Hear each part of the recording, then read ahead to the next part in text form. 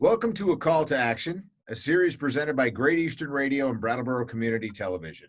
We're covering many different topics like how to feed your kid and dealing with the area's most vulnerable population, our elderly.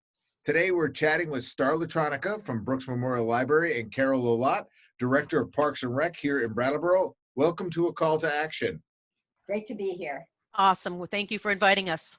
Yeah. So let's get into it. I mean, we sort of chatted a little bit, and the both of you run a different facet of the town that people don't really maybe take up for granted, that they're just always going to be there until something like this happens. Nobody pandemics well, but and so we can just kind of we're making up a lot of this stuff as we go along. So Starr, let's start with you. What's the latest and greatest coming out of the library?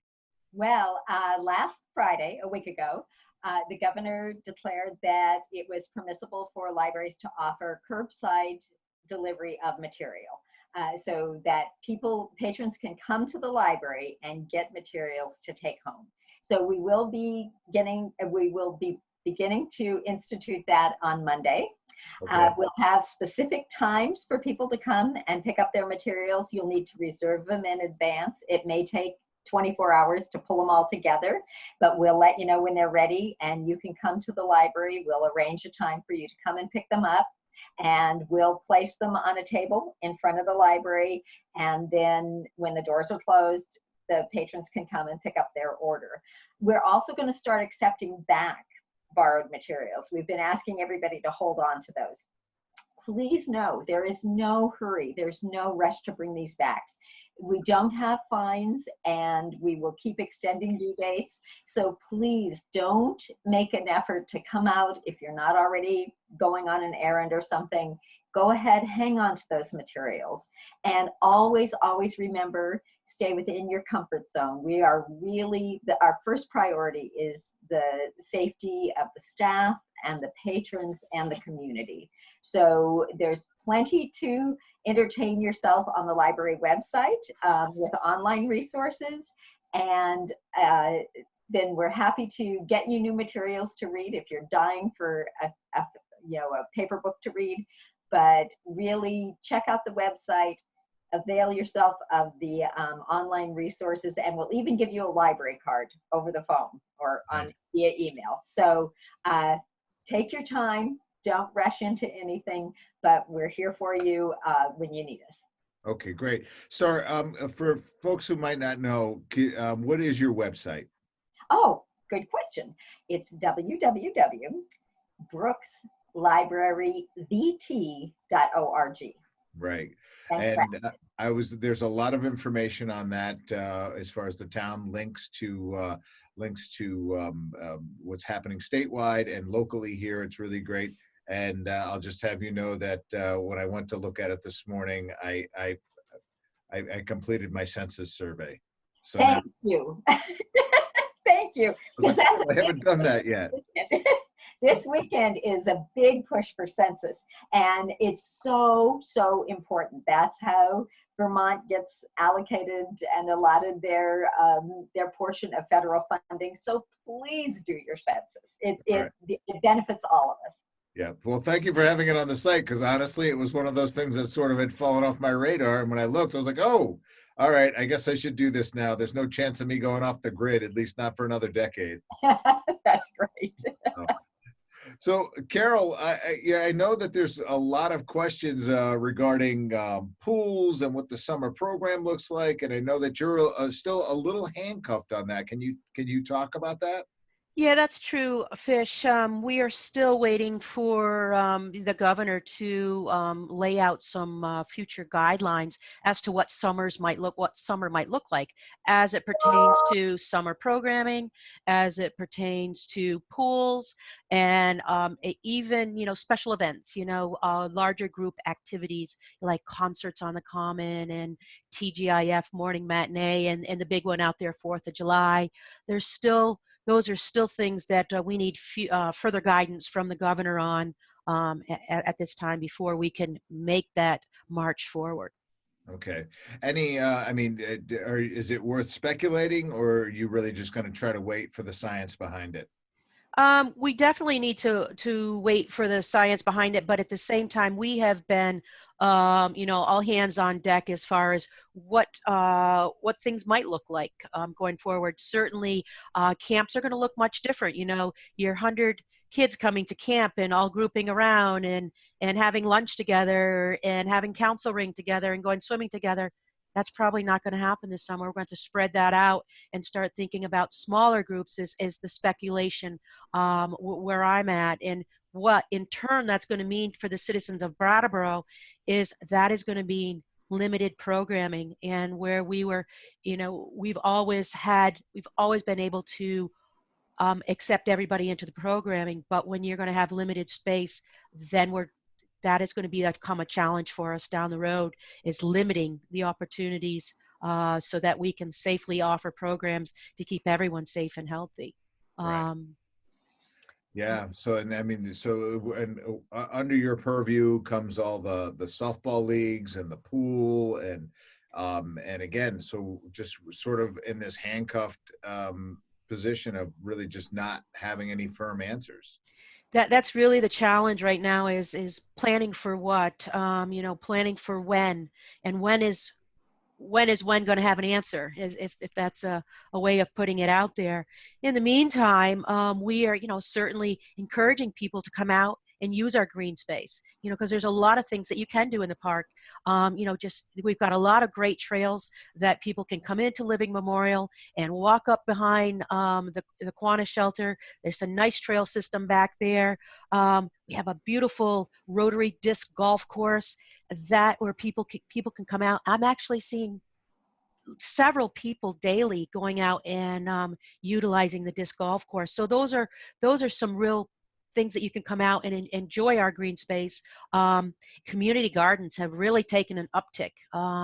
We have a very organized situation up at where we've had for several years up on Stockwell Drive, but there's more interest in other pockets of the community. So I think we're going to start to see some increased community gardens around our community. The other thing that we have is a lot of virtual programming on our Facebook page for people to take a liking to. It's Brattleboro Recreation and Parks Department on Facebook. Make things like making slime and building fairy and gnome homes and making Play-Doh and making bubbles. So all those type of things, those fun activities that you can do at home with items that you have from home. And a real cool thing is, because we had to cancel our spring youth sports season, I want to give kudos to some of those BUHS varsity and JV players. They've been sending us clips. Next week, we're going to roll out things that you can do in your backyard to still play softball, still play baseball, still do some lacrosse, things that you can do with your brother or sister, things that you can do with mom or dad. So we just really want to thank those high school students for coming out and keep an eye on our Facebook page next week as we roll that out. Okay, that's great. Now, Starr, let's talk about some of the things and some of the initiatives that the library has maybe had to put out to kind of keep people engaged in the library and the activities. Do you guys have anything on the horizon? Are you doing anything currently? Absolutely. Our youth services department is very active, very creative. So if you go on our website and go to the children's and parents link, you'll find videos that our youth services department has filmed themselves doing story time, so you can still have story time at home. They also have a whole list of activities that families can do together, suggested read alouds together, and a lot of videos of authors and illustrators reading to kids, teaching kids to draw, all kinds of activities that families can enjoy together. And then for adults, we have a whole treasure trove of wonderful online resources. Canopy, our streaming video service, thanks to the Friends of the Library, we have that, and that's got all kinds of wonderful foreign films, independent films that people are really enjoying during this time that we're closed. Also, tons of downloadable materials. All right, very good. Oh, and I just want to jump into, because just starting yesterday, our wonderful circulation manager, Courtney Carey, has teamed up with Building a Positive Community to promote planting sunflowers around Brattleboro. So we will be handing out packets of sunflower seeds for people that come and pick up their books as well next week. Yeah, that's nice. I think people are kind of needing a little bit of an activity like that, and wouldn't that really be nice if those started popping up all over Brattleboro and the surrounding communities? That's a really nice idea. And we have several other Facebook groups going. Finding Beauty is another one that we have that's affiliated with our page. So check out everybody's Facebook page, mine, Carol's. There's lots going on. Yeah, so social media is making the social distancing a little easier right now for some. I mean, I've seen some pretty ugly things in social media too, but I don't think that has anything to do with either one of you, for sure. We're just trying to keep the town active and stimulated. Carol, so I know we sort of touched on it. And again, it's just going to be sort of an unfair question, but I know that softball is pretty big in our community. And again, do we have any speculation of what that might look like? If, again, going back to guidance from the governor, if we do roll that out this summer, we do have some kind of speculating looking forward about 30 days. We're hoping, if things move forward, that we could possibly be opening the fields for team sports around June 1st, again, all upon the guidance of the governor and what restrictions he lifts. But that would look much different than what it has looked like in the past. Example, we have 3 fields, we play 3 games a night. So that congregation of people, when game 1 gets out and game 2's about to start, all of a sudden you go from 40 people to 80 people in 10 minutes. Right. On each field. So what it would look like is spreading those games out maybe to only 2 games a night, one at 6 o'clock, one at 7:45, spread out a little bit, that give you time to finish the first game, discourage the people that are coming for the second game. Don't come to be a spectator, come for game time 20 minutes before game time, so you have an opportunity to stretch and warm up. And maybe at the same thing, looking at extending the season a little bit into September, starting a little late. Like I said, we would be in softball season right now. Right. So with a little bit of delay, but again, that all depends on what type of direction we can get. The other thing that I would like to mention, Fish, is the Gibson Aiken Center is also the home of Brattleboro Senior Meals, and almost your opening statement was, your broad range from A to Z, and one thing that you mentioned is Brattleboro Senior Meals. The Brattleboro Senior Meals has been serving over 150 Meals on Wheels since this has all hit back in March. And that kudos to that staff down there, Chris McAvoy and her crew. And if people need meals and want to get on that list, it would be real important to reach out to Chris, and her number is 257-1236. And you could just give her a call and to start the intake process for Meals on Wheels program to be delivered to your home. Okay, that's good. That's good stuff to know. Let me go back to the softball season for a second, and the one thing I always like to try to emphasize when I do these things is that when the restrictions are loosened a little bit and people are allowed to congregate, a lot of the social distancing activity is still going to be in place, and what that means is that exactly what you said. So games are going to look a lot different. There's not going to be 3 games back to back to back. They're going to be apart. So when your game is over, please exit the field so that the next game can get off on time.